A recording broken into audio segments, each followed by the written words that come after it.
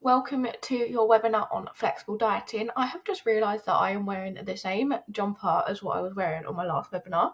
This is a brand new day. As you can tell, I really like this jumper. It's really cozy and it just makes me feel like I'm actually dressing up. Otherwise, I would literally just be wearing my pajamas all day, every day. Anyway, so flexible dieting. On your last webinar, you guys learned about calorie counting, macro tracking, what macros are, and how to optimize your nutrition. So now we're just going to sort of put this into like a real life approach and a structure, which we like to call flexible dieting. So you're going to learn what flexible dieting is, why I prefer doing it, and why I really highly recommend my clients follow this approach. To be honest, it's the only approach that I really advocate for. I don't get my clients to do anything else. And the 80-20 concept. So, flexible dieting, aka the No Meal Plan Club. As you've probably worked with me for a while now, you know that I don't agree with meal plans.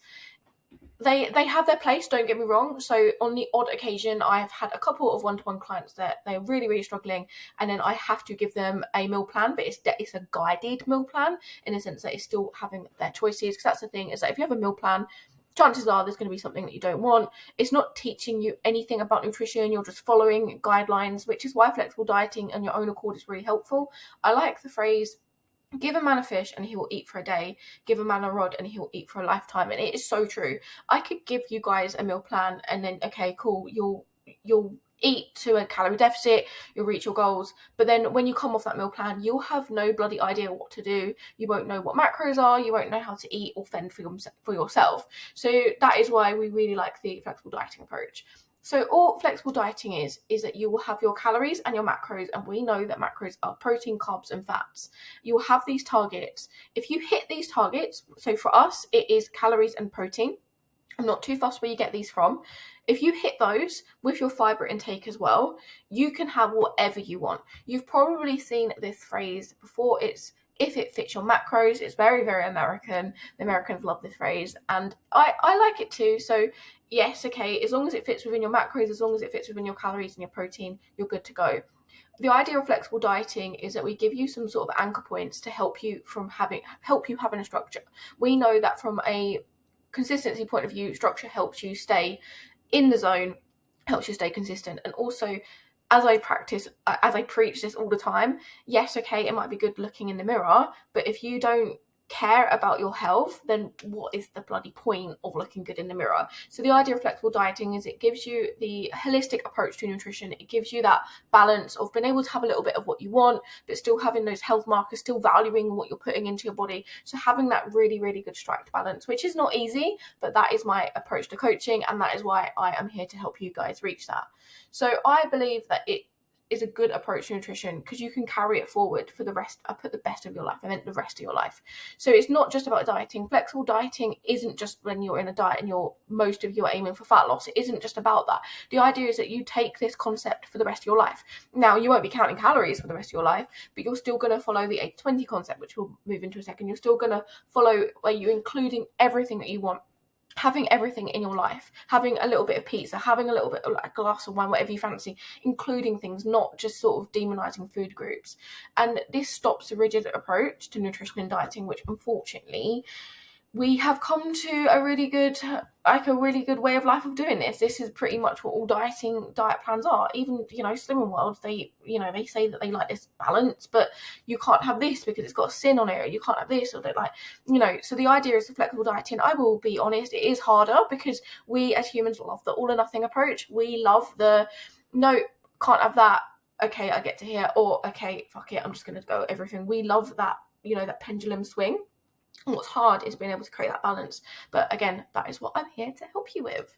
So why I prefer this method is, as I said, it stops demonizing all foods and food groups. You don't need to cut out carbs. In fact, we need carbs. Our body loves it. You don't need to cut out fats. Like, healthy fats are essential. And also fats are what make food taste delicious. It allows room for all food in your life. There is a place for every single bit of food. There is a place for that glass of wine. There is a place for that donut that you like, that Krispy Kreme. I'm literally picturing my favorite Krispy Kreme. I love them so much. And this is how it should be. This is how life should be. You can still prioritize your health. If you're health focused, which most of you will be, and I really advocate you guys to be, you can. It doesn't mean that you have to eat 100% whole foods or, you know, do this and do this all the time. You can still have that flexible dieting approach and still be a really healthy person inside and out, because it allows you to take into consideration all the important factors, you know, performance, how you want, you know, you guys have a training program and we value training, we value exercise for training, not just to burn calories. So of course we value how, you know, how you're performing. We want you to go and show up at that gym, whether you're going to the gym, whether you're doing your home workouts. We want you to go in there with a purpose and be able to perform your best. And guess what? It all comes from nutrition. Health goals as well, and goals, you know, I'm not doing very well. My goals of fat loss is what I'm supposed to say. It covers it all. So the idea is that you fit food around your life, not fitting life around your food. Like, you're not stepping on stage. You're not a bodybuilder. You're not competing in bodybuilding. You are flexible dieting. You are a lifestyle client. So you don't need to make sure that all your meals have got X, Y, and Z. You don't need to be regimented with it. There's no need. You know that we know that over restriction leads to overindulgence. There is so much research on this that backs it up. So by allowing yourself to have a little bit of what you want at X amount of time, that doesn't mean, you know, you don't have to have it every day. You can have it every week, like whenever, but basically saying that you are giving yourself permission to have a little bit of something every now and then. It takes away the guilt and it takes away the over hyper obsession with foods. And I can, you know, this is a personal experience of mine. When I first entered my what I call extreme dieting phase a couple of years ago, I had my blinkers on and I was very face forward, and I took a weird approach to it where I followed a flexible dieting plan, but I said in my head I was scared of hunger. I'm giving you my life story, so if you don't want to, you can just skip this. Maybe just skip like a couple of minutes. Anyway, I really I was scared of being hungry, and I was so regimented, and I, for a reason, didn't give myself permission to eat cereal, even though I love cereal and there is a time and a place for cereal all the time. Now it's one of my favourite pre-workout snacks, and I would just not have it in the house, and it just didn't have it. I just thought, you know what, I had to prioritise whole foods in my head. I had to make sure that every single bit of food was there for a purpose. I very rarely ate, you know, ultra processed foods or foods that didn't necessarily optimize my health. I more saved that for like when I was going out drinking with the girls or, you know, going out for meals, etc. Anyway, got into a very lean physique and had a coach, upped my calories and really focused on performance. And before you know it, I had cereal. So I would have cereal as my pre-workout, all good, all great. And then that was fine because I had the calories to play around with things. And then I went back into a fat loss phase and the cereal was still in the cupboard. And it was just, when I say hyper obsessed, I was hyper obsessed.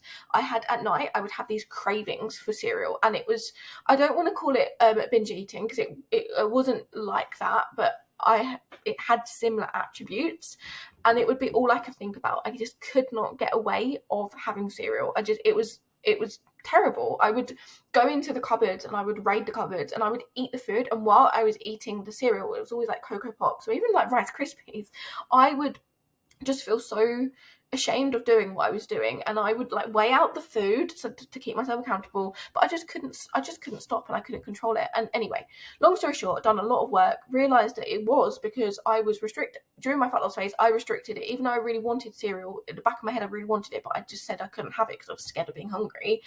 And fast forward, I now introduce that into my food, whether I'm fat loss or not. I have that into my diet. Not every day. I, you know, pick and choose when I fancy it. So, because sometimes, I don't know about you, but I just really fucking fancy a bowl of Cocoa Pops. And I'll have it for my meal, and I'll have it with a little bit of, you know, some protein powder with some milk, and there we go. I've got myself a meal, have a little apple on the side. And like, so going into like this for me, I know from self-reflecting that meal doesn't fill me up as much as a bowl of oats. So then because I'm so self-aware, I will then just plan out my meals a little bit more in advance. I might have, you know, a meal in 3 hours rather than 4 hours to stop me from being hungry. But that just comes with time and knowing my body and knowing what works. But the point I'm trying to get out of this is that because I over restricted the cereal for no reason, I then a year down the line, it completely backfired on me, and it affected my fat loss goals because I was overeating on the cereal. So basically, don't do that. if you want something, have it. Just find a way to get it into your plan. Find a way to have it in your diet. Okay, so that leads me to the key concept of unconditional permission to eat. It is shown to help with adherence, as we've spoken about, to calorie and macro tracking, because you don't feel limited and you don't feel restricted. Like the whole unconditional permission to eat, which we've done in another webinar, basically just says that you can eat whatever you want, how much of it you want. There is no good or bad foods. You have the permission to do that. The flip side is that it might not necessarily adhere to your goals, but the point is that you can do it. Nothing bad will happen. Well, I mean, that's a questionable subject, but overall, nothing's bad's going to happen if you have a bar of chocolate. So the key concepts to flexible dieting is that foods are neutral. They are not good or bad. Every food has a place in its life. Like alcohol, from a health point, yes, okay. Is it the most optimal? No. But from a soul point of view and from a socialist point of view, I love a glass of wine. I love a glass. There is nothing that beats a glass of wine when you're going out for a meal, like Miller and Carter, you're going out for a meal and the waitress, the waiter pours that glass of wine, you have that first sip and you're having your steak. Nothing beats that. And there is a place for all foods. Whatever food does that for you is what a glass of wine does for me. You should be having that in your life. You have to take into consideration your mental and physical health, even when fat loss is your goal. So what I mean by this is that mental health would be, if you're in a place of restriction all the time, what is that going to do to your mental mentality? It's actually going to affect your physical health in the long run. It will make you very poorly. When I was in this really over restriction point of view, last October, I was very ill. I was getting ill every 3 weeks. It was ridiculous. I was literally recovering from a cold and I was getting ill. And it was because I was literally just living in this, like, can I eat this? Can I eat that? What can I do? And it just wasn't good. And from a physical point of view as well, like, there is going to be foods that are going to be really beneficial, like really packed with macronutrients, really packed with volume, and these foods to be prioritized too. So the idea of flexible dieting is that once you hit your macros, aka your calories, and for me, your protein and fiber, you're good to go. Do whatever you want. Now, you have to note that this is a lifestyle approach. Flexible dieting is a lifestyle approach. It is not, stepping on stage. I wouldn't even say it's optimal for, like, if you've got like a photo shoot or anything. It's not a quick fix to your fat loss goals, but the advantage is it is an approach to food that you can take with you forever. So you can lose the weight and keep it off. As I like to say, like, relationship with food is one thing, and then fat loss is another. Now, some people argue that they're on totally different spectrums, but I believe that with the correct support, the correct coaching, and the correct methods, you can bring them together. Is one optimal would be, yes, really just focusing on your relationship with food, and optimal would be really going into fat loss phase in terms of, like, you want to lose 2 pounds a week or whatever. But the practical implications of that is that it's going to backfire, especially for the fat loss. It's very unlikely that you're going to be able to have fast fat loss and then be able to actually keep it off. So how to flexible diet is you will have a calorie target, which we don't need to go into. Most of you will have a calorie target, and some of you will have calorie ranges. This will be based on your goals, your lifestyle, and your dieting history. Like, what I mean by dieting history is if I've got someone that started working with me and they have been eating 1,200 calories for their whole life, then I'm not going to stick them on a particularly low calorie deficit, what I mean by that is like a high calorie deficit, like over 20% of their caloric intake. I'm not going to do that because they've come from a place of restriction. Now, I would need to I'm giving you my coaching methods, but you would look into, like, what their adherence is. I would probably put them on maintenance, to be honest, to begin with, and just see how they adhere to that. Probably wouldn't even have them calorie counting, but anyway, different story. So that would be based, your calorie target is based on all of these. We know that the key to fat loss is eating less than what you expend. You need to do that to be in a calorie deficit, which is why, it's not actually the magic calorie number. There isn't a magic number. Yes, okay, you're in 1,500 calories, your maintenance is 200, you lose 1 pound a week on average, but it isn't a number. It's what you can be consistent with. Someone can sit and tell me, and I've learned this the hard way as well, someone can sit and tell me that they want to lose £1 a week. Okay, great, textbook, yeah, put you on a 500 calorie deficit, but if you can't be consistent with that number, there is no point of having that as a goal. Instead, you should aim for something that you can be consistent with, which you need to be at least 85% consistent or more. We know that number is what you need to be consistent. That is where the magic happens with results. The more you can get to 100, the faster you're going to see your results, because you'll be able to be adherent to the number that we need you to do or need you to be in to get your fat loss results. So the other one to take into consideration is protein. Anything from 1.6 to 2.4 grams per day. Typically, we'll place a client on a protein range of 100 to 120. I base protein rather than sort of like body weight. I like to base it on someone's calorie target. So if someone is on 1500, they may struggle to be on 120 grams of protein. So I would put them onto the lower range. Again, it's all person dependent. Like, we've got a couple of you girls that, you know, were barely reaching 40 grams a day, and then all of a sudden I'm told you to go to 120. So if I can get you to get to 100 or, you know, even 80, that's still a huge win for me. So it is very person dependent, which is the advantage of having one-to-one coaching, because we can make a goal based, like a protein target based on you. But as a general rule of thumb, 100 to 120 is a really good place to start.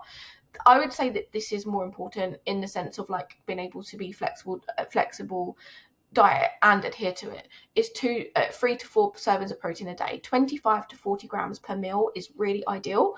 I will accept 20 grams for one meal, because I know, you know, from a non-regular basis, I know that like sometimes you really just want that toast. You really just want that toast and butter. And is it going to hit your protein? No, but it's just really what you want, and it's what kept you staying on target, and that is absolutely fine. With fats, I don't really care where you get your fats from. As you know, with flexible dieting, with my approach, as long as you're hitting your protein, your calories, and your fiber, I don't care about your fats and carbs. However, what I do care about is hormonal health and just your physical health as well. So for health reasons, 0.5 grams per kilogram of body weight. So for example, a 60 kilogram female would need 30 grams minimum. And it's ideal to prioritize saturated fats over unsaturated fats, but not to say that you can't have saturated fats. You know, I will get my fat intake through unsaturated fats. I will have butter. I've started having butter on my toast. Yeah, is it, you know, it's not a saturated fat. It's not the most optimal, but it's delicious and it helps me adhere, and I'm still getting my fat targets in. So this one was my favorite slide to make because it just really captures like the importance of prioritizing fiber and whole foods. So fiber, I don't put a sad face on because it is neglected. Even in, you know, online coaches, we are really good at promoting flexible dieting. There's a lot more of a holistic approach. It's not just a one size fits all. And yeah, we really recognize that protein is important, but we're not really recognizing that fiber is important either, even though it really is. So 25 to 30 grams per day, ladies. If you're in a deficit, I will accept 25 grams because, you know, being honest, anything under below 1,700 calories can be quite tricky to try and get everything that you want into your diet and hit your protein and hit your fiber. So 25 grams is acceptable. It is the best macronutrient for keeping you full, satisfied, and it is so important for gut and brain health. So we cannot just put fiber under the what's the phrase? Is it under the sand or under the car? I don't really know. Anyway, you can't just forget about fiber. It is really important. Also, do not neglect your fruit and veg. A portion is 80 grams. I say this because the amount of times I see on TikTok where they're like, I'm getting my fruit and veg in, and they've literally put like 3 bits of cucumber on their plate, and I'm like, well done for trying, but that is not a portion. A portion is 80 grams, and for all of these here are 80 grams of protein, 80 grams of 80 grams of fruit or veg. So that is a good reference. I always say to people, weigh out your fruit and veg, more so you can get an idea of what it is, and then as you get familiar with it, you can start using your hand method. So they say that like the palm of your hand, like a grabbing of a part of something, will be roughly 80 grams. So once you get familiar with what a portion actually does look like, you can start using that method. The more colour, the better. Like if you think, I mean, this could be more colourful to be honest, but overall, the idea is that each colour will have different micronutrients. I'm not going to dive into it. Like, so genuinely, the more greener something is, the more vitamin K, the more iron they'll have, the more, I want to say like reds will have more like vitamin C, everything like that, although I am not, you know, I'm not so in tune with that. I'm not on that micro level, but you get the gist. That basically, if you can prioritize all the different colors of the rainbow, you're going to essentially make sure that you are getting all the micronutrients that you need. But the most important thing, especially for fat loss, is that it's for volume eating. Now, I really wanted to enhance this. This is a really good it just gives you a good representation of a visual representation of it. So 3 digestive biscuits, which is something that, you know, we tend to go to when we're really hungry, open up the biscuit tin, have a bit of a cup of tea, job the good in. 3 of these biscuits is 213 calories. Now, I'm only saying don't have this, but if you think all of this, every single bit of this, I've logged it here, is 196 calories. So it even has less calories. And if you think of it as a point of view of like how much food is in this compared to how much food is this, how many times you would need to chew and eat and sit down and eat this compared to this is a huge difference. And that is going to have a huge difference to how much food. I didn't include the diagram, which is quite frustrating, but basically there's a diagram that shows volume eating in your stomach.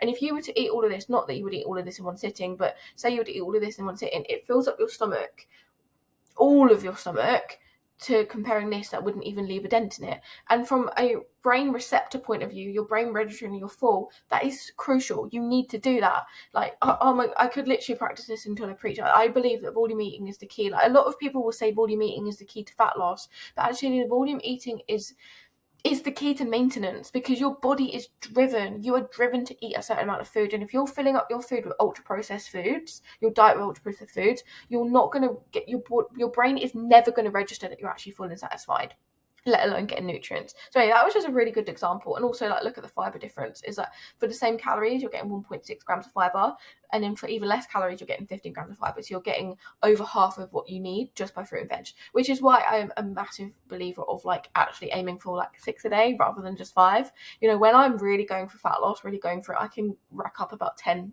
portions of fruit and veg a day, because I'm so much like, I need to get as much volume as I possibly can. For the average person though, like maintenance, 5 to 6 portions is a really good sort of way to go through. And then you can get your fiber intake from like things like grains, potatoes, etc.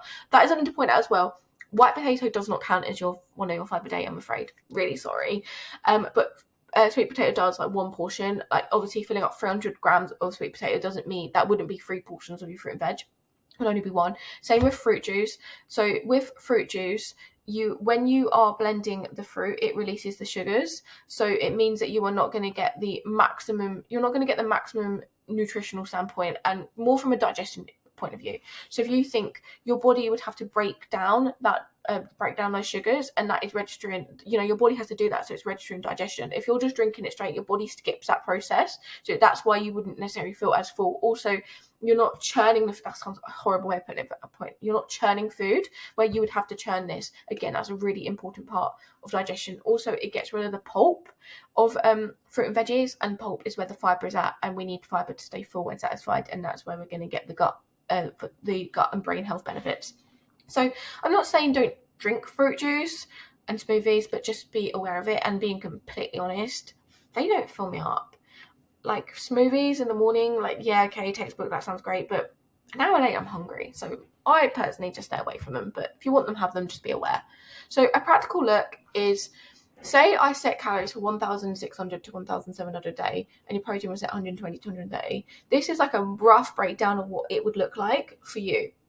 If you were to have 50% of your calories from carbs, which is the general guidelines, it's a good sort of like framework to look from, and then that would be 30% of your protein, and then the rest will be made up from carbs. So just take this as you will. It is just an example. A practical look as well is, this is just like a breakdown of things if you were following it, and notice that the meal free will this example has a higher macros in meal free. Most of my clients prefer having a larger meal before they go to bed.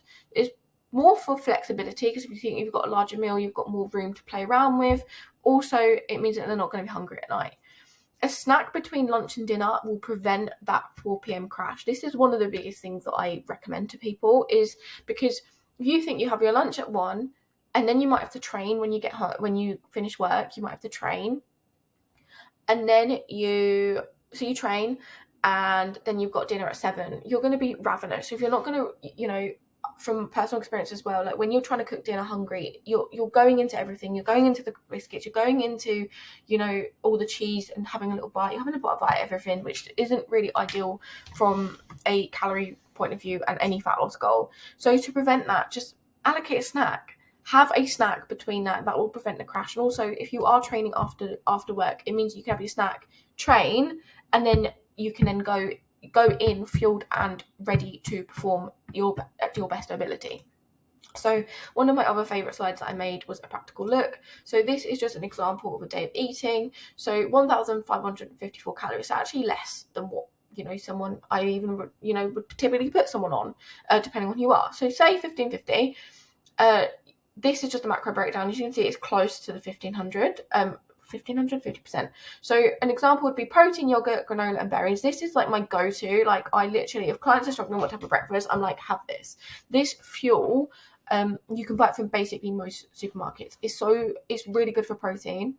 And it's really good it's not too bad for fibre either, and it's got a good amount of fat in it. These Arla yogurts, the salty caramel ones, are just the go-to, but most supermarkets would like do their own brand. And then another tip as well is if you don't want to fork out the money, just get plain Greek yogurt from any supermarket, and then you can either flavour it with protein powder or you can flavour it with Flave Drops. For my protein, they do Flave Drops. Vanilla is the best one. Change my mind, and then it's just a really good way. It means you can get more volume. It depends on what you prefer. So some people would, and it's also 200 grams of Fage or Fudge yogurt is like 110 calories, and it has like 12 grams of protein. So you're going to get more volume for less calories, but obviously these are more practical and might taste a bit nicer to some people. So just again, it's all about, this is why I don't like meal plans, because I don't like telling someone what to eat, because you might not want this, but it gives you a really good idea. And then for dinner, for lunch, we've done like a Nando's wrap. So as you can see, just a macro breakdown, I've done 25 grams of Peronaise, because ideally you would put 15 grams in your wrap with a little bit of sauce as well, a little garlic peri sauce, best one. And then you would have a little side salad. So I've done like 3 portions to make 2 of your day, and then I would put a little bit, like I would put like 10 grams of the mayonnaise and put it all in to give it like a little salad dressing. That is a really, really practical, good lunch to have, and you can meal prep those so you can have them throughout the week. And then your snack would be like a protein bar. I mean, you could have a protein bar if you want, but from a society level, so almond milk, unsweetened almond milk, honestly, is the goat. It is the goat for I add it to my hot chocolate in the night. I will have it as a protein shake. I'll even make myself a nice latte if I just need a pick me up. 26 calories, 200 mils, and because it's quite thick and quite like almondy, you can even top it up with water. But anyway, make a little protein shake, have an apple and a rice cake with some jam on the side. Perfect pre-workout meal, and also a perfect meal to keep you satisfied until your next meal. And this is just an example that I've done chili beef fries. So basically all you would do is like air fry the potatoes, and then you would load it up. I've made my own chili powder. I mean chili sauce. You could buy pre-bought one if you wanted, which would be a good example of the 80-20 concept that we're going to move on to, where you could buy a pre-made one, which wouldn't be as whole and nutritious, but everything else is nutritious. Like your cheese is whole foods, or like processed but not ultra processed. Your potatoes whole food, your mince is whole foods. So actually just having a little bit of something ultra processed is a really good example of getting that balance in. And then you want your veggies in. So I've done a portion of onions and a portion of peppers. And then the Philadelphia cheese, I was just like, gone backwards. You could just melt it and then just sort of drizzle it on top. So that's a really, really cool meal to have as well. So anyway, my tips. I personally like to have my biggest meal with my dinner. I eat similar things for breakfast and similar things for lunch. That is how I will hit my protein target, my flexible dieting targets. Then what this enables me to do is enables me to be flexible with my dinner. Because I have dinner with my husband, we'll have different things for lunch, have different things for dinner, but we'll have different things for lunch, different things for breakfast. But the dinner we like to have together, and it's a meal that I would like to try out new meals. I like to try out meal plans. It will really be something I fancy. Like tonight we've got smash burgers, so like a take on Five Guys burgers. So it will have a little bit of higher calorie content, but that is what I prefer. If you are someone that really struggles with overeating at night, I would actually recommend spacing out your meals 30, 30, or 33, so you're even, because a lot of the time people over restrict during the day so they can have a big meal at night, but then actually that's the damage is done, and then that's why they over restrict. But again, that would be a one-to-one coaching point of view. So if you're one of my one-to-one clients and you're struggling with this, it's definitely something to reach out to me for, and we can go through it. Do not train hungry. It affects performance. It just, as well, like training hungry for me, and then you look at your thing and you've got to do a legs press or a hip thrust. It is the worst, because you're like, I'm fucking hungry, it's all I can think about, and now I've got to spend more energy, and then you get home and you're ravenous and you end up overeating. It's not fun. So just have plan what you're having. This is where like playing around with training times and food, this is why like I get you guys to reflect. It's why if you're one of my one-to-one clients, I'm constantly asking you like, how's your training, how's this, how's that, because we want to figure out what works for you. You know, for example, for me, I've got myself into a habit where I will have like 2 rice cakes with some jam and train and then have my breakfast. But that might not work for someone. I had another client, Haley, who done incredibly well. She trained fasted. She wasn't hungry. She didn't want to eat. She wasn't hungry. Where I've had some people that are ravenous. So we just have to tweak things. You don't, also, you don't need to go to bed hungry. Like, going to bed hungry, like, yes, okay, there is going to be an element of hunger in a calorie deficit. Like, you can't get around that. But there's no reason to be hungry going to bed. It's not fun. I've done it. It's not fun. It affects your sleep. If your dinner is early, like 6 o'clock, to consider having a nightcap. It's what I have. I have my bar of oats before I go to bed with my hot chocolate. It works out about 200 calories. I skip the snack, apart from my little snack before I train, and I have it sort of 1 hour before bed. And it just means it means advantage for me is I don't wake up hungry. I'm literally just having those rice cakes before I train, just so I've got something in my system. But sometimes, I won't even have the rice cakes because I've had the food before bed. I'm not hungry. So that's a really, really good tip as well. Is really, so the unconditional permission to eat. Have permission to go over your calories and eat whatever you want. The flip side to this, though, is that there will be consequences if you have goals. If you are constantly going over your calories, going over your macros, but fat loss is your goal, the rate of fat loss is going to be slower. And the thing to that is that it can be really disheartening because you're putting in effort, but you're not seeing results.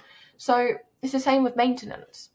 If you're, maintenance is your goal and you're on 1,800 calories as your maintenance, but you're going over, 2-3 times a week, you will be in a surplus. Over time, you will, you're not gonna maintain. You're gonna actually gain body fat or body weight, and that's just how it is. So it's, yes, having the unconditional permission to eat, absolutely, but you have to be aware. And if you are finding that you're overeating on food and you can't quite grasp, what's going on, this is where reaching out to your coach. So one of my one-to-ones reaching out to me, and we would unpack it and come up with a solution. If you want to get results, you need to be 85% or more consistent. The more consistent you are, the quicker the results are achieved. The more you can get to 100%, the more you're going to actually get to your results. For fat loss, I like the get in, get out method. Now, I'm not saying we're on stage and we'll jump on stage and we've got to like be regimented all the time. No, but I'm very much like my non-negotiables, my protein, my calorie targets, I will stick to them and I will get in and get out.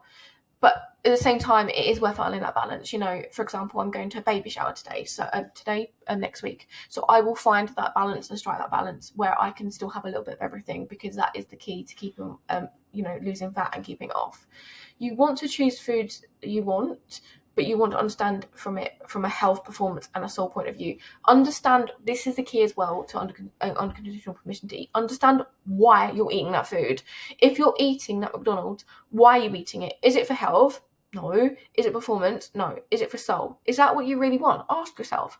And there's no wrong or right. You might say, actually, no, I'm just eating this because I couldn't be bothered to cook. Okay, I need to rethink my values and rethink what I'm going to do. But you might turn around and say, yeah, I really, really want that chicken legend. I don't even think they've got chicken legends anymore. They were like my favourite. I really want that chicken legend. I'm going to have it because for my soul, that is what I want, and that is okay. Having a macros every night probably isn't going to get you closer to your goals, and it's expensive. So that's why really asking yourself why you want something is really, really helpful. So many rookie little spelling errors, but anyway, alcohol. Processed foods, takeaways are okay once in a while. They are okay to have into your diet. Processed foods are okay to have into your diet on a regular basis. Alcohol once in a while, absolutely fine. As long as you're eating your protein, fruit, veg, whole foods, this is what's optimal fat loss, performance, and health goals. But the point is that there is room for these as well. And this is where the 80-20 principle comes into play. So I made this myself, just saying, on Canva. It took me ages, but I was really proud of it. So the idea is that you are prioritizing dense food, you're prioritizing whole foods. That is your priority.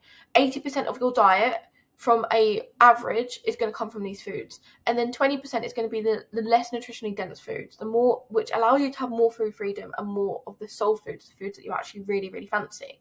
This balance is shown to have the best results for adherence and for mental point of view as well. It's really good for fat loss because it keeps that balance. As I said, like going from the all or nothing approach, it doesn't work. It just keeps you on this flip side all the time. So actually just having that concept just means that you can find that balance that works for you. It's good for health and again, look at this. It's good for maintenance as well. It provides structure to flexible dieting. So a lot of the time, I give someone a calorie and protein goal and off you go. But they're like, what do I do? What do I eat? Well, just think of it logically. Have a little look at your food diary and pick out the foods that are ultra processed. Pick out the foods that are whole foods. Is it 80% on average? Then you're good. If it's only 70%, how can you get to 80? It just provides that structure. This is just personally how I like to approach foods. I like to base all my meals on whole foods. 9 times out of 10, my food will be whole foods. I then use that 20% from flavor enhancers, so such as sauces, whey protein, because technically that is an ultra processed food. That is where I'll get it. So I'll have like a salad and it'll be really whole foods, but then I will add sriracha mayo onto it, which is according to this app, it's called like a 4 out of 10 for health. So I was like, I'm still going to eat that. But again, that's my 80, that is my 20% of the, everything else is whole foods. And then save it for meals that I actually really want. I want that meal out. Is it the most optimal for, that 80%? No, but I'm having it throughout the day, so I can have that meal out. I want that glass or bottle of wine, but I'm only having that once in a while. If you were to take my diet as a whole, 80% of my diet is whole foods and then 20% is that principle. And this is really like the key for flexible dieting and following the 80-20 concept.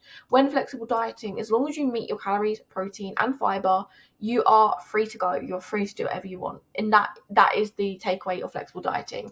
I really do believe that flexible dieting is the best approach to nutrition, not just dieting. It's not just about fat loss results. If you want to maintain your results and be optimal for health performance and be able to keep your weight off, you need to really implement the flexible dieting.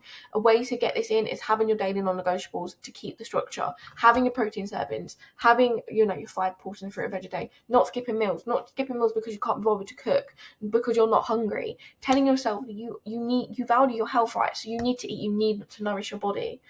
And then the key one as well is have something. Want something, have something. I really want that Domino's pizza. I really, really bloody fancy it. Okay, well, maybe I'm going to pull carbs and fats away from my other meals. Maybe I'm just going to have a little bit less on the day, but my evening meal will have that, I have the calories and I have that room. And then I might add, I might have 3 slices of pizza and add some salad. There we go, done. Have something, want something, have it. Just find a way to fix it into your plan. So that is flexible dieting in a nutshell. And next week we are going to be covering all things protein, because next week we're on week 3 of the Consistency Club, which is super exciting. So as I said, next week I'm going to give you practical implications of how you can actually reach your fat loss, reach your protein targets.